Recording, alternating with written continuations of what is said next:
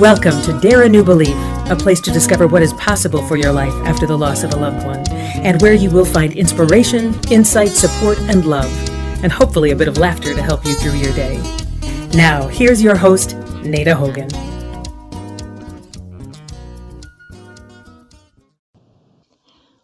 Welcome to Dare a New Belief, where you will find light and life, love and joy, healing, faith, and hope.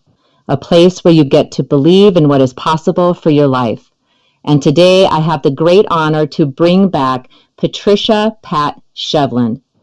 Pat helps those who are grieving the death of a loved one find peace and purpose to achieve long-term healing.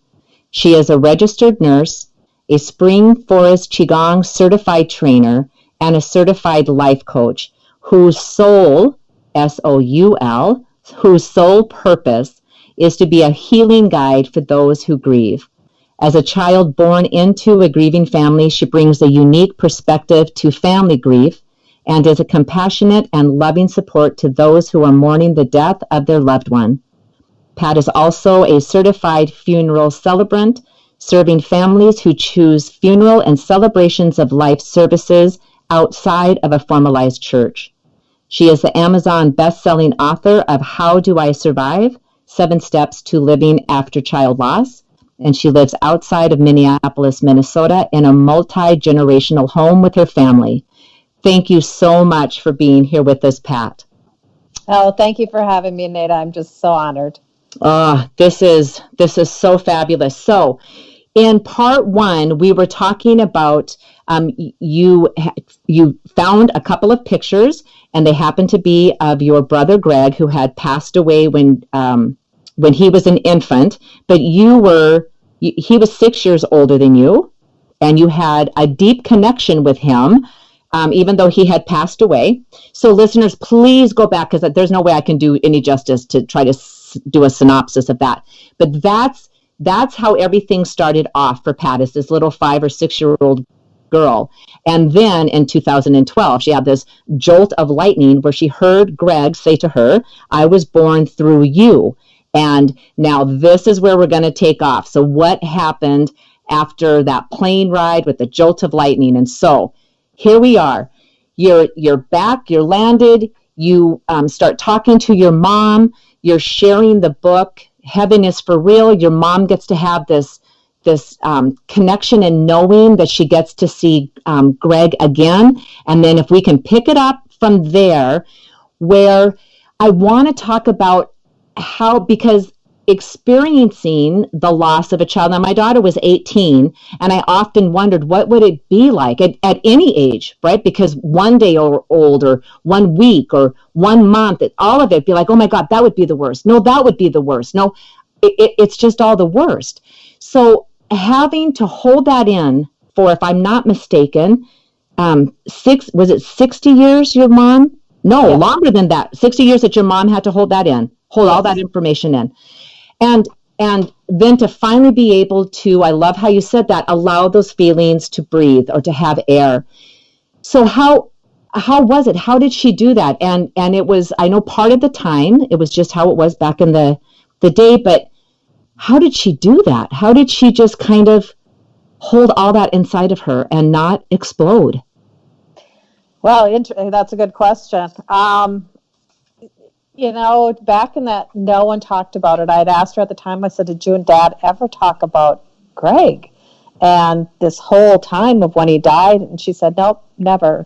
And she doesn't recall anybody coming and comforting her. She remembers the, what I want to say, the thing at the funeral home, having the wake or whatever they called it. Okay. But what happened in my family, and if I can just share real quick, because this is a big part of my mom's story and something that I have seen through grief and people who are struggling with their grief, is my family had layered grief.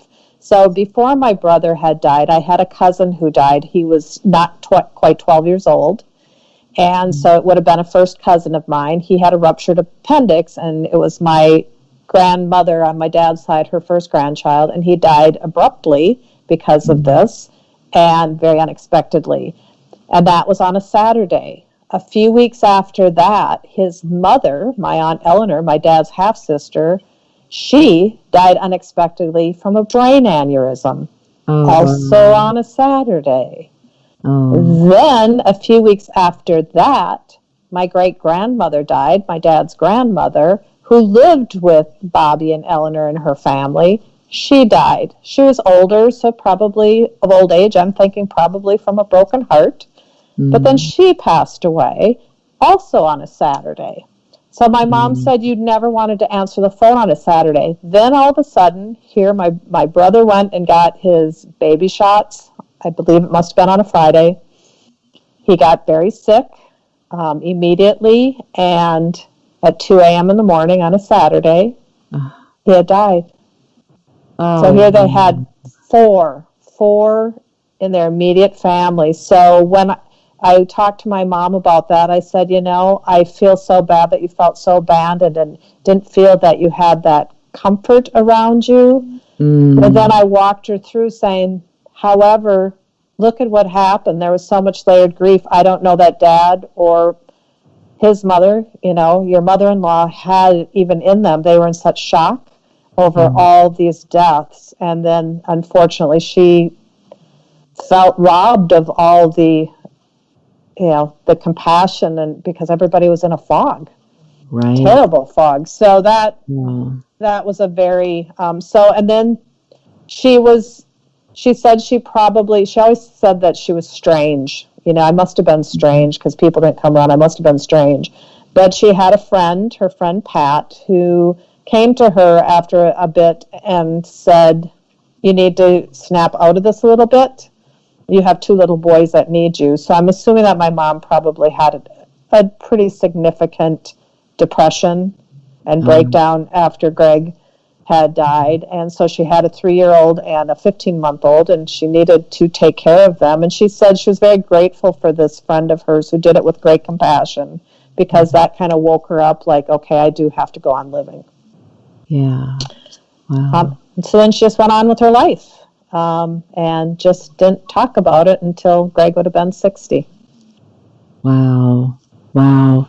It's so amazing. And I know it reminds me when my uncle died. This would have been, I don't know, 1974, 75. And or maybe it was my grandmother. And they had covered up all of the mirrors and the clocks.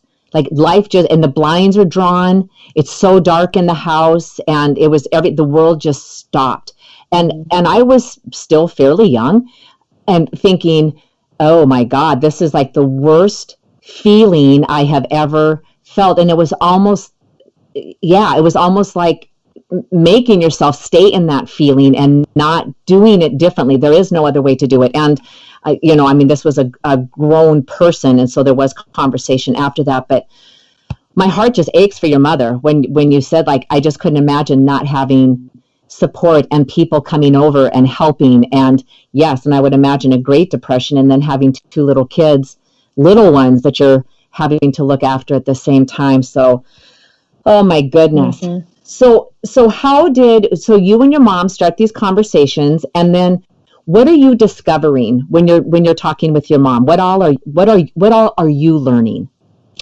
Well, I think the circumstances of Greg's death, but what I learned was, and I was studying to be a coach at the time, even though I was a corporate executive, and I'm a nurse, so I'm always curious about some of the psychology and that type of thing. But talking to my mom, I think the learning that I had was all these deep-seated feelings that never got to be expressed. Yeah. And I coined the phrase failed grief, because I felt she wasn't able to utilize her grief, or my dad and their grieving process, to find healing. It was just buried along with my brother when he was buried. So, we talked about, she had some real deep anger at, the nuns at the hospital, and how my mom found Greg when she went there after he had died, that she felt that they didn't love him and care for him as if she would have been there when he died. The abandonment, where everybody is kind of in their own stuff, and she had no one coming around and comforting her. The guilt, oh my gosh, the guilt. And as a mom, I'm sure, having gone through the death of a child, I think that's probably the number one thing that really, what could I have done? Because as parents, we want to protect our children all the way. And so she had so much guilt. And so what I learned from her is how to kind of unwrap that guilt and reframing it. So I walked her through what I saw as an objective bystander, to help her see what happened in a different way, and how it wasn't anything that she did that caused him to die. She did everything any loving mom would do. Right. And so that helped her to release some of that. But like I said, it was just giving it air, because when we hold these feelings inside, it just eats us up. Absolutely. In one way or another. And so my mom I love her dearly. She lives with me. She's going to be 96 early in July, on July 5th. Just adore her, but she never could smile widely. She never had that joy in life. And I really contribute a lot of that as to how she had that failed grief way back when. Yeah. Yeah. And I love that. That's such a beautiful term, failed grief. I mean, that's palpable. You can feel that. So since your mother lives with you now, and I know this from a conversation, that it is your granddaughter, if I'm not mistaken, granddaughter, that sits at the table, and your mom and her, those souls are talking to one another, correct? Can you share that with us? Oh, yes. So this is where I've seen the absolute true healing in my mother, and I'm so happy that it's happened before her transition. Yeah. Yes, we have 4 generations. My son and daughter-in-law own the home. My mother has a mother-in-law suite. My husband and I have the lower level, and so we all sit and have a community dinner every night. And so my granddaughter, she's now getting close to 15 months, but she sits across the table from my mom in her height chair, and they'll look at each other, and Grace, my granddaughter, will start talking in an unintelligible voice. We don't know what she's saying, but my mom connects with her, and they connect eye to eye. Yeah. And it's just so powerful. I mean, you can just feel this communication, and my mom grins. She shows her teeth. I've never seen this my whole life. I mean, I'm almost 62 years old, never have seen her grin a wide, joyous smile until she has been in connection with Grace. And so I believe that Grace is really my mom's final healing of finding true joy through the voice and eyes of a babe. Oh, it's just, you can feel that. And that energy, and it's because that's exactly how I look at it, and that's how I look at it, is that it's all energy, that we're energy. It's just a transition from this physical plane into another plane. But that energetics, the essence of us, the us, the real us, communicates on such a soul level. And to be able to see that and to feel that, and then to experience that healing for your mom, to be able to see that smile where you actually see her teeth, is just like, oh my God, it's so beautiful. It just brings tears to my eyes. It's so beautiful. It is so beautiful. I got tears. Oh, yeah. It's like, oh my goodness. It's wow. I'm so grateful that your brother connected with you to let you know, and then all of the things that have happened afterwards, and especially the healing for your mom, to be able to in her final days, to be able to transition healed and maybe continuing to heal. But I don't know, I think that essence soul is 100% perfect, but at least this part of us that's conscious gets to know it differently. And to be able to give those feelings breath. It's so beautiful. Pat, I want to shift into the book, How Do I Survive? 7 Steps to Living After Child Loss. So how did you come about, because you have not personally lost a child, how did you come about writing this book? And it's beautiful, by the way. Oh, thank you.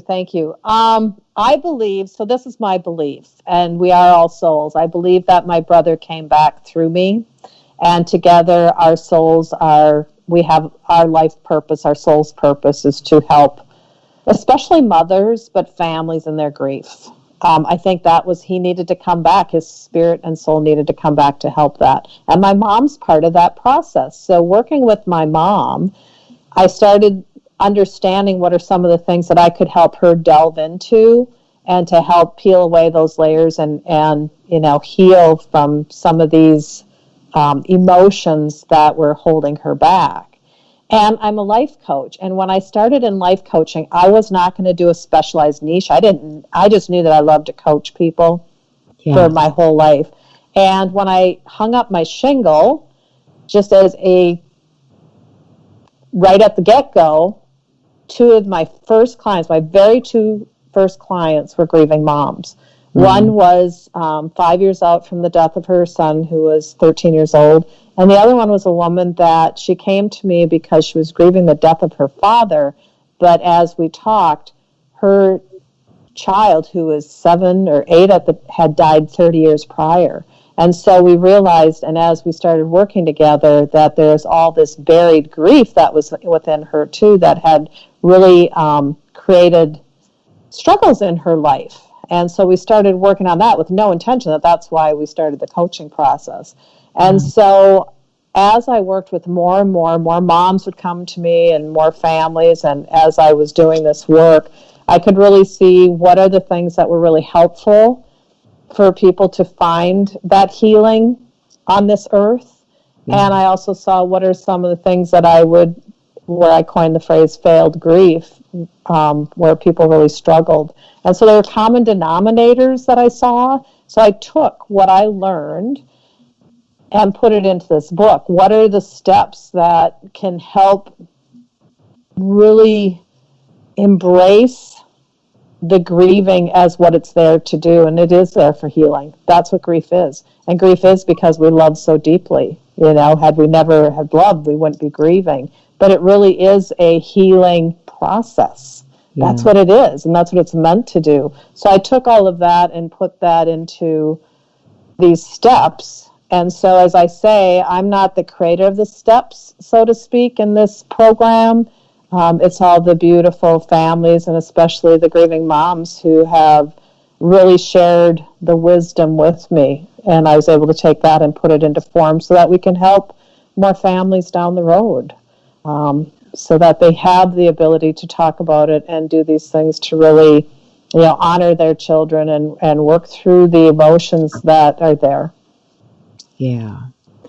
Well, and you've done a beautiful job, because I remember when, I don't even think maybe it was 6 or 7 months, maybe 8 months out after my daughter's passing. And I hadn't really wanted to hear somebody else's story to help through the grief. But one day I knew that there was a church that was offering a speaker, and apparently he's a very highly sought after speaker about grief, and especially grieving the loss of a child. And it's like, oh, perfect. So I'll go and listen. And one of the very first things that he talked about was he lost his mom, I don't know, like maybe 6 months or a year. I don't remember. It seems like it was a short time prior to him coming in and doing this talk. And he said, so I understand. And I just wanted to jump up and rip his face off. It was like, if you don't your mom is not your child. What is that? And of course there's still that, I'm still in that piece of that anger, so it was great to be able to be angry at somebody, because I'd been angry enough at God. And I don't know if I ever really got angry with Dare. I really don't think that I did. I think I was really angry at God, and then dust and any of that other stuff. But and at the time, of course, I never saw it as a blessing. But he ended up becoming one of the biggest blessings in my life, because, and of course, I never said anything to him. I was very, thankful that he was speaking. But it allowed me to realize this anger piece in me is very much alive, and that I want to be careful with that, because you can't just go around lashing out at people because you've gone through a traumatic thing of losing a child. And so reading your book, you would think that you had lost a child. That's what I'm so taken aback with, because Mhm. it feels like you know the words, not the word, that's not what I meant to say at all. You know the feeling, and you are able to express it in a way that's comforting and loving and supporting, and not here's my theory, this is kind of what I. And for a person who has lost a child, that's because I do work with other people that have lost children, and it's painful to hear it that way. And that's not at all how your book is. It's so much as if you have lost a child. And so it makes me wonder also, through Greg, is this more of the information that you got from Greg to be able to, because he was the child, and then working with your mom? Was it all of that coming together to be able to write this so powerfully? I think so. I mean, that's my belief. I believe that we definitely are being divinely guided. And again, the women that I've worked with, especially the women, men also, but they've been my teachers. They've been my wisdom keepers. And so I was able to take that information, and I'm the child of a grieving family. So I have a unique perspective that way.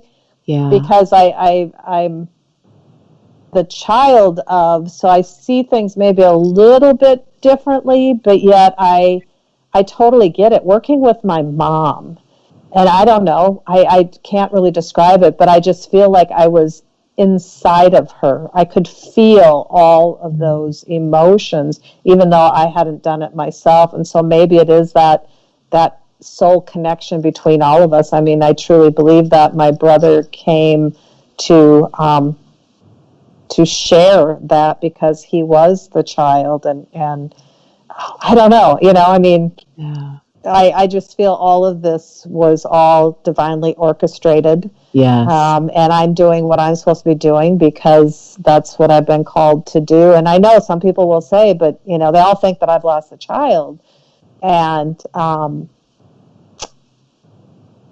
I don't know, for some reason I just have such a deep connection with all of you who have. I feel like I don't understand, and I will never say that I understand, that I get it. Never. Because I don't. I've not experienced that. And everybody's experience is so different. Like you said, just real quickly, you said, you kind of wondered what it would have been like, if your daughter was 2 or 10 or Right. 30 or 40. My mom always said he was only 4 months old, so it wasn't as bad for me as it was for someone who would have had, like her friends whose children had died, or my relatives whose children had died, in their teens or 20s or 30s. So that was her way of coping, I think, is that I didn't know him as well because I only had him for 4 months. Right. So everybody's grief is different, but I believe that, I truly believe that Greg is my soul in so many different ways, and this is why we're here, and if we can help people, that's what we're here to do. Yeah. So beautiful. Well, you absolutely do. There's no question about it. You absolutely do. And being someone who walks that path, reading your book is it's powerfully healing, and it's just spot on. I love it. It's a beautiful book, and I highly recommend it. And I know exactly some people that this book needs to go out to. Yeah. And of course, we're going to run out of time because it seems like this time is just a blink of an eye and it's all over with. But you still feel, even now, that connection with Greg inside of you, correct? I mean, that's still there. You still carry him around with you. Oh, yeah. I talk to him all the time. Awesome. And and he answers you, do you hear? Because I know that there's times that I will ask my daughter a question and I'll hear the answer inside, which is no words whatsoever. And then there's other times I'll hear the answer inside and it is words. So how do you hear an answer with words, or a feeling, or a nudge to do something? How is it for you? Like you, it's different. Sometimes it's a feeling, but it's words, but it's not words. Yeah. And it's very hard to describe that for people who may not have experienced that, but it's words. It's very clearly communicating, but it may not necessarily be the way you and I are speaking right now. Yeah. Yes. Well, and I have no idea, because I believe everything is a miracle. I think that was Albert Einstein who had said that. You can view the world as everything is a miracle or nothing is a miracle. And I don't know what this miracle and synchronistic moment is, but as we're having this conversation, there are two birds that are mating right outside of my window, and they'll fly up and then they jump down and then they fly up. And it's just life. It's more life. It's more life. And it's like, I love it. Oh, and especially in a conversation that's not always so easy to have.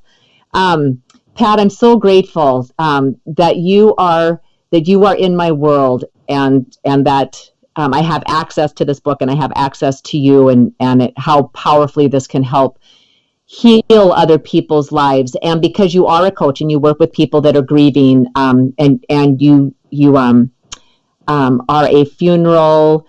I don't want to say director. I forgot my word. Celebrant. Yes, and I love how you do it.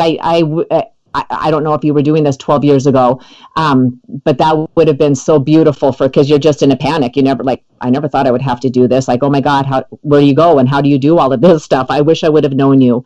It would have been, but of course, everything happens exactly how it's supposed to happen. You have so much beautiful work that you're doing, and all of your information will be on the show notes, so people will be able to connect with you if they need to, want you for coaching with grieving, for funerals or celebrations of life, all of that. The easiest way to get in touch with you before the show notes are out, can you share that with us?